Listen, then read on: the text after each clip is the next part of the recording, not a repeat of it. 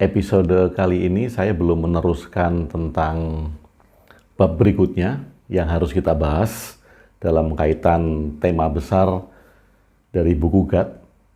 Mungkin Anda tahu sesuatu yang tidak ingin Anda ketahui. Nah, episode kali ini saya akan menjawab pertanyaan yang ada di episode sebelumnya. Jadi pertanyaan itu adalah, apakah ketiadaan atau suwung, ya ketiadaan dalam bahasa Jawanya di pertanyaan itu diartikan sebagai suwung, bisa dicapai dan bagaimana cara mencapainya? Bagi saya, karena jawaban itu tidak bisa pendek sebetulnya, walaupun saya sudah menjawab di pertanyaan itu dengan beberapa kalimat, tetapi tetap tidak pendek. Maka kemudian saya perlu membuat video sendiri yang saya beri judul video ini, bagaimana cara mencapai ketiadaan atau suwung. Ini judulnya ya. Nah, kemudian saya akan menjelaskan tentang isi dari pertanyaan itu. Bagaimana caranya mencapai ketiadaan atau suwung? Sahabat ruang diri, mungkin ketiadaan itu menjadi sesuatu yang kita pikirkan akan kita capai, karena di episode sebelumnya saya menyebutkan bahwa Tuhan itu merupakan ketiadaan. Karena hanya satu-satunya hal yang melampaui pikiran, yang tidak bisa dipikirkan adalah ketiadaan itu sendiri. Ketiadaan tidak ada yang menyerupai. Tidak ada yang menyerupai satu apapun juga di dunia ini, yaitu ketiadaan. Anda tidak bisa berpikir sesuatu yang tidak ada. Anda hanya bisa berpikir sesuatu yang ada. Dan karena semua sependapat bahwa Tuhan itu melampaui akal pikiran, Tuhan itu tidak bisa dipikirkan, Tuhan itu tidak sama dengan apapun juga yang ada di dunia ini, jadi jawaban satu-satunya itu adalah ketiadaan. Atau sesuatu yang tidak ada adalah hal yang tidak bisa Anda pikirkan. Tetapi harapan saya, sahabat-sahabat semuanya, mengikuti lengkap episode ini nanti sehingga tidak memotong pengertian hanya sampai di episode itu tadi. Ketika saya mengatakan bahwa yang tidak bisa Anda pikirkan adalah sesuatu yang tidak ada. Yang tidak menyerupai apapun di dunia ini adalah ketiadaan. Karena tidak ada yang menyerupai ketiadaan itu. Yang maha besar adalah ketiadaan. Sesuatu yang tidak ada itu tanpa batas. Sesuatu yang ada batasnya. Nah, kalau dipotong hanya sampai di sini, tentu saja pengertiannya menjadi Tuhan tidak ada. Nah, saya berharap sahabat semuanya mengikuti episode ini komplit nantinya sehingga kita mempunyai pemahaman yang utuh dan tidak dipotong-potong menjadi pengertian-pengertian seperti tadi. Baik, sekarang bagaimana cara kita mencapai ketiadaan? Kalau tadi Tuhan adalah ketiadaan, kemudian bagaimana cara kita mencapai ketiadaan? Atau di bahasa lain kan ketiadaan sama dengan suwung. Bagaimana cara mencapai suwung? Bagaimana cara mencapai ketiadaan? Tentu saja pemikiran bahwa bagaimana cara kita mencapai ketiadaan itu berakar dari pemikiran bahwa segala sesuatu berasal dari Tuhan dan akan kembali ke Tuhan. Kemudian kalau kata Tuhan diganti dengan ketiadaan, maka kemudian menjadi segala sesuatu berasal dari ketiadaan dan akan kembali ketiadaan. Kalau kata itu diganti dengan kata suwung, maka kemudian segala sesuatu berasal dari suwung dan akan kembali ke suwung. Itu kalau kita runut, mengapa kita mempunyai pemikiran bahwa kita akan menuju kepada ketiadaan. Sahabat ruang diri, saya sedikit berbeda dalam mengemukakan pendapat ini, bahwa kita tidak terobsesi seharusnya tidak mempunyai goal seharusnya untuk mencapai ketiadaan itu. Atau kalau kalimatnya segala sesuatu berasal dari Tuhan dan akan kembali ke Tuhan, maka Tuhan bukan menjadi sebuah goal atau tujuan. Nanti akan saya jelaskan sedikit lebih panjang. Yan, sekarang begini, kalau kalimat itu kita ganti dengan suwung, suwung juga akan menjadi sebuah tujuan, akan menjadi sebuah goal. Jadi ada beberapa metode meditasi untuk mencapai suwung. Ada beberapa teknik-teknik, entah itu meditasi atau semedi atau apapun juga teknik, dinamakan apapun juga, teknik itu dikatakan untuk mencapai suwung. Bahwa di dalam kehidupan kita akan mencapai suwung tersebut. Sebelumnya dengan segala hormat kepada para guru meditasi yang mengajak untuk menuju kepada suwung, untuk menuju kepada keadaan yang dinamakan suwung itu. Sekali lagi, karena saya berbeda pandangan, maka izinkan saya untuk menjelaskan hal dari sudut pandang saya. Suwung, ketiadaan, bukan sesuatu hal yang akan dituju oleh manusia. Karena bagi saya, ketika ketiadaan atau suwung itu menjadi sebuah harapan yang akan dituju, kita akan kembali lagi kepada sebuah ideologi kehidupan atau tempat atau keadaan yang kita anggap lebih baik dari sekarang. Dan sama saja, hal itu akan kembali lagi kepada ideologi adanya surga dan neraka. Surga yang akan dituju, neraka yang akan ditolak. Jadi bila sahabat-sahabat semuanya ada yang mengatakan bahwa saya sudah tidak terikat dengan ideologi-ideologi agama. Tapi kemudian Anda sekarang terikat dengan ideologi suwung. Anda terikat dengan ideologi ketiadaan. Sehingga tadinya Anda ingin mencapai surga, sekarang hanya berubah. Anda ingin mencapai suwung, Anda ingin mencapai ketiadaan. Sama saja. Anda masuk satu penjara, kemudian keluar dari penjara itu, masuk satu penjara lain, penjara pikiran ya. Jadi jangan disalahartikan bahwa agama itu penjara. Bukan. Pikiranlah yang memenjara Anda. Pikiran yang memenjara kita dengan menciptakan tujuan-tujuan yang seharusnya tidak dijadikan sebagai goal dalam kehidupan sekarang. Kenapa? Karena kita akan melupakan tugas kita sebagai manusia di bumi ini. Oke, suwung bukanlah sesuatu yang akan Anda tuju. Ketiadaan bukan sesuatu yang akan Anda tuju. Sekali lagi, kalau ada teknik-teknik meditasi untuk mencapai suwung, silakan saja. Tetapi saya tidak mengajak siapapun untuk mencapai suwung. Sama saja ketika Anda diajak untuk mencapai surga. Surga itu indah, sesuatu yang sangat menyenangkan, membahagiakan, di sana adanya kebahagiaan. Sedangkan di kehidupan ini banyak sekali ujian-ujian. Sekarang ditanya, kalau demikian mengapa Anda tidak menuju ke surga sekarang? Kalau memang surga itu sudah tepat sebagai suatu tempat yang lebih bahagia daripada di bumi ini, mengapa Anda tidak menuju surga sekarang? Sama dengan suwung.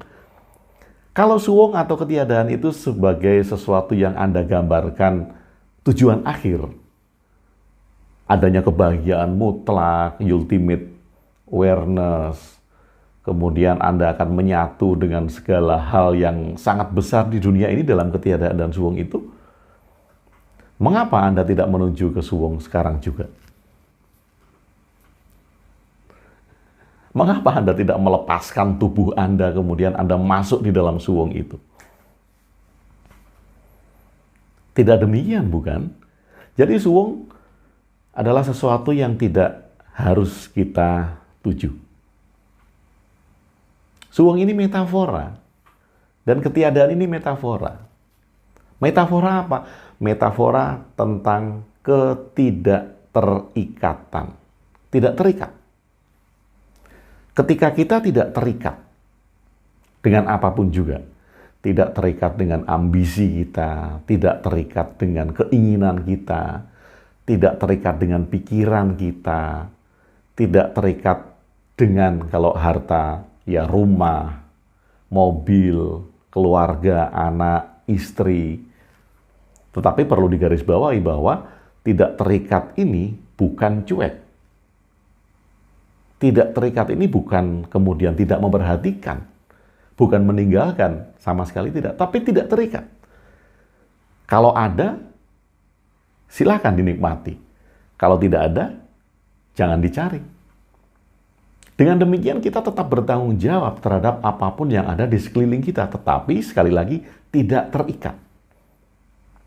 Suwung atau ketiadaan adalah metafora dari ketidakterikatan.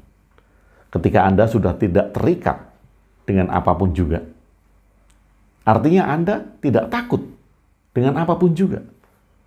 Itulah yang dikatakan bahwa manusia bersandar hanya kepada Tuhan. Manusia hanya bersandar kepada ketiadaan, manusia hanya bersandar kepada suwung. Artinya apa? Artinya Anda tidak terikat, manusia tidak terikat. Kalau kita tidak terikat, kita bisa mandiri, kita bisa berkarya, bukan karena pembuktian-pembuktian apapun. Kalau kita masih ingin membuktikan, kita masih punya keterikatan. Nah oke, karena suwung bukan sesuatu yang akan dicapai, maka kemudian yang akan kita lakukan adalah bukan dari bawah menuju ke atas, tetapi dari atas diterjemahkan ke bawah. Apa artinya ini? Demikian. Di dalam buku The Book of Mirdad, karya Michael Naimi, itu ada satu metafora yang sangat bagus sekali tentang Trinitas, tentang Tritunggal, tentang tiga hal yang suci dikatakan di situ. Apa itu? Yaitu at the name of Supreme Consciousness, the Word, and the Spirit of Understanding. Saya ulangi lagi. At the name of the Supreme Consciousness, the Word, and the Spirit of Understanding. Jadi ada Supreme Consciousness, ada the Word, ada Spirit of Understanding. Oke. Ini ada silence absolute. Bukan pikiran ya, ini hanya lambang saja di sini, tetapi ini bukan pikiran. Silence absolute atau ketiadaan atau suwung. Atau kemudian kalau kita mau simbolkan, Tuhan. Simbol loh ya, bukan sosok loh ya, bukan zat. Tetapi ini simbol. Silence absolute, suwung, ketiadaan. Kemudian the words, firman atau sabda. Dan spirit of understanding, action. Pemahaman kita terhadap tindakan.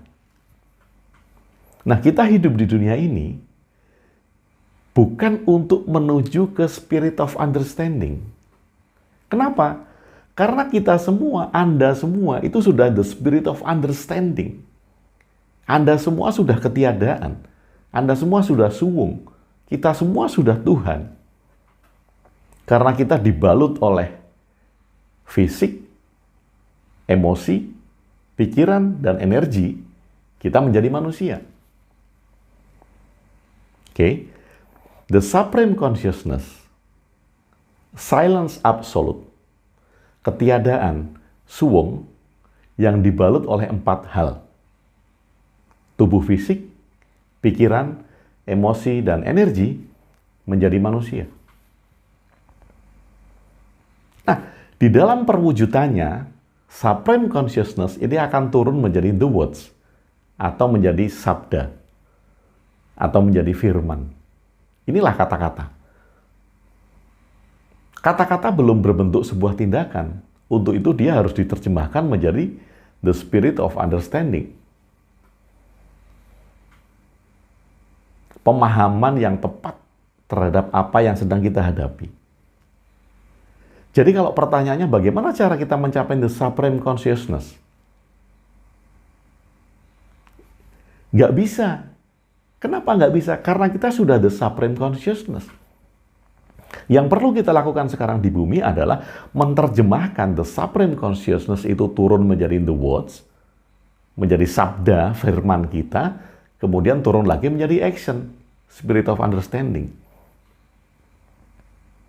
Jadi kalau kemudian kita mempunyai pikiran terbalik ke atas, bagaimana cara mencapai ketiadaan, bagaimana cara mencapai suwung, bagaimana cara mencapai supreme consciousness, bagaimana cara mencapai Tuhan, kita akan melupakan the spirit of understanding, kita akan melupakan action kita di bumi ini. Kalau kita menyadari bahwa kita sudah the supreme consciousness, yaitu bahwa kita sudah tidak terikat oleh apapun juga. Tidak terikat ya. Anda terikat dengan harta, Anda akan mati-matian mencari harta dan menjaga harta. Kemudian kalau harta itu hilang, Anda akan stres, depresi. Karena terikat. Anda menganggap bahwa itu adalah saya. Anda menganggap bahwa orang lain itu adalah saya. Rumah itu adalah saya. Semua hal yang saya miliki itu adalah saya. Itu terikat. Kalau kita sudah mulai melepaskan keterikatan-keterikatan itu, kita menyadari, I am the supreme of consciousness. I am the ketiadaan. I am the suwung. I am Tuhan. Tetapi ini nggak cukup. Kenapa? Karena kita sedang hidup di bumi. Dia harus diimplementasikan menjadi the words, menjadi firman, menjadi sabda. Kemudian dia diimplementasikan lagi menjadi the spirit of understanding. Menjadi action, tindakan-tindakan kita di bumi. Jadi kalau spirit of understanding-nya ini tidak tepat, contohnya Anda membunuh, Anda merugikan orang lain, Anda korupsi, Anda menipu, Anda membenci orang. Artinya the spirit of understanding ini bukan sebagai bentuk terjemahan dari the supreme consciousness. Karena dari the supreme consciousness ketika turun menjadi the words, di sini banyak sekali rintangan-rintangan yang ada. Kalau di dalam bahasa agama, ini menjadi setan iblis. Kenapa? Karena sudah ada pikiran. Ketika kita sudah mempunyai pikiran, maka kemudian segudang bentuk keinginan akan muncul.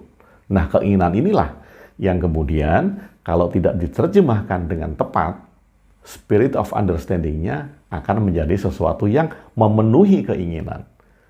Bukan terjemahan dari supreme consciousness.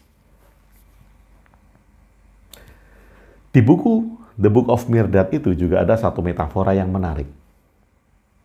Apabila Anda berhati surga, ketika Anda berada di bumi, bumi adalah surga. Ketika Anda berhati bumi, dan Anda berada di surga, surga adalah bumi. Menarik sekali. Saya ulangi lagi. Ketika Anda berhati surga, Anda berada di bumi, bumi adalah surga.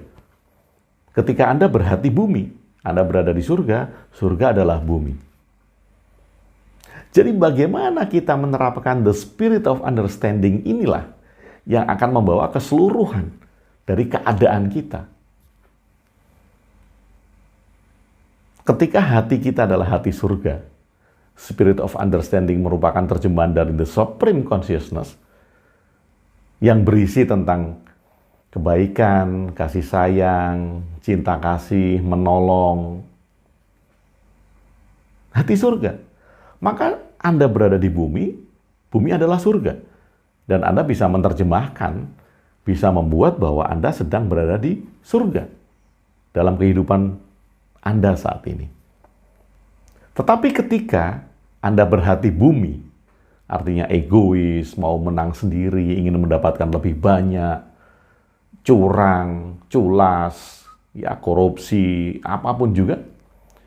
Ketika Anda berada di surga, surga merupakan bumi. Jadi ketika Anda berada di sini dan ini adalah surga, tetapi hati Anda adalah bumi, Anda akan menganggap bahwa ini belum surga. Kita akan nanti menuju ke surga. Sahabat ruang diri, sekali lagi, ketiadaan suwung bukan sesuatu yang akan kita capai, bukan sesuatu yang akan kita tuju. Kenapa? Karena kita, Anda, dan semua manusia sudah merupakan ketiadaan, sudah merupakan suwung itu sendiri, yang menyebabkan kita terkotak-kotak, tersekat-sekat, dan tidak menyadari tentang ketiadaan kita, kesuwungan kita adalah keterikatan. Kita terikat dengan sesuatu yang kita rasa, kita pikir, kita anggap bahwa itu adalah diri kita. Termasuk tubuh kita. Kita menganggap bahwa ini adalah aku. Apa yang kita miliki, ini adalah aku. Apa yang bersanding di dekatku, itu adalah aku. Ini adalah keterikatan. Dan suwung, ketiadaan, supreme consciousness, Tuhan merupakan kesadaran untuk melepaskan semua keterikatan ini. Jadi ketika kita sudah berada di dalam ketiadaan suwung itu sendiri, apa yang mau Anda tuju? Nggak ada. Satu-satunya hal yang akan kita lakukan adalah menerjemahkan itu di dalam kehidupan kita sekarang. Menerjemahkan supreme consciousness menjadi in the words, kemudian menerjemahkan menjadi action, spirit of understanding. Dan tentu saja, spirit of understanding ini merupakan rahmatan lil alamin, merupakan berkah bagi semua alam. Bertindak dengan cinta kasih, compassion, menolong, bermanfaat, berdaya guna, dan juga membantu sesama, yang akhirnya akan menciptakan kehidupan-kehidupan yang selaras, baik itu antara manusia dengan manusia, dan antara manusia dengan lingkungan alam semesta.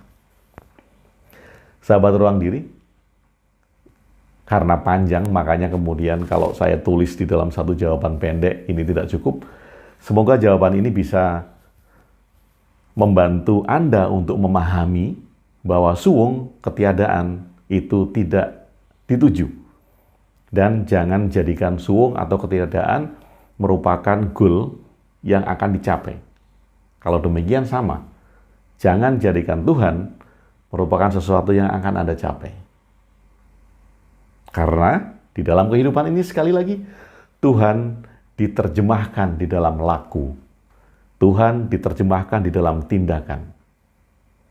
Kalau kita lupa, kemudian seluruh kehidupan kita hanya kita gunakan untuk mencari teknik-teknik atau cara-cara mencapai Tuhan, kita lupa menerjemahkan Tuhan di dalam kehidupan.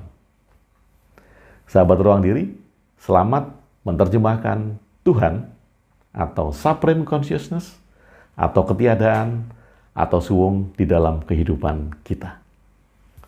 Salam bahagia dan cinta dari saya, Agung WB, di Ruang Diri.